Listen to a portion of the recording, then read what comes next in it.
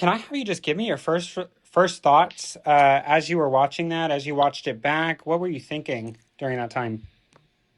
I was actually traveling to have dinner with my family when I got the news from Washington, D.C. that the president had been shot. So quickly started getting phone calls from a fellow member that was there, and then also from speaking with Ronnie Jackson, the president's former doctor, and making sure he was okay. But, the thing is really, our hearts and prayers go out with the families that certainly the gentleman that was lost is an innocent attendee to the rally, and then the others that have been wounded.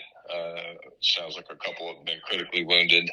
So this is a tragedy, and by the grace of God, we're talking about an attempted assassination as opposed to an assassination.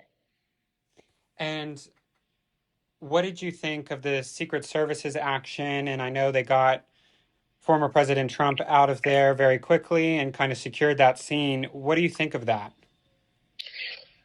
Yeah, so it's we're going to be having an investigation. Congressman Comer from Kentucky, the head of the Oversight Committee, has already called for the Secret Service director to come in to answer questions.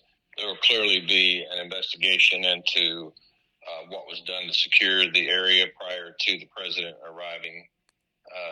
His immediate Secret Service men do what they do. They put themselves in between the shooter and the president to take all the shots that might be additionally fired.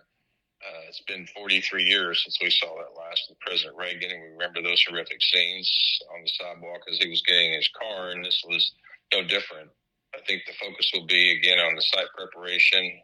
Clearly, this individual that was on the rooftop, there's been reports by an individual in attendance that told the police that there was somebody up walking around. Again, there's going to be a lot of rumors, but what we also know, there are going to be a lot of video that were taken from cell phones that will be looked at and reviewed to see if there's any other angles. But this person on this rooftop, it appears, were 200 to 300 yards away and was very talented. The first shot, again, if the president hadn't turned his head when he did to look at his monitor to his right, he would have been shot in the side of the head.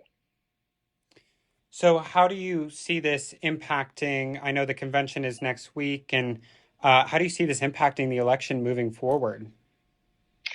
Well, I think that you're going to see a toning down of, just last night, President Biden, said we have to take President Trump out. I'm not insinuating that he would mean this way, but this rhetoric, it doesn't take much sometimes to trigger people that see this as, potentially as an opportunity to fulfill a sitting president's wish, or anybody else that might be saying, to do harm to another opponent or a candidate.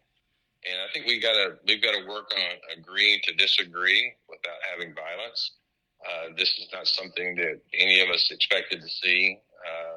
I'm sure on either side, we expected a very fiery debate as we go forward, and this changed the tone of the election. I think you're going to see a lot of, based on what President Trump does as he comes back on the campaign trail, which I believe he will. I think this was his last stop before the convention next week, but I'll be at the convention.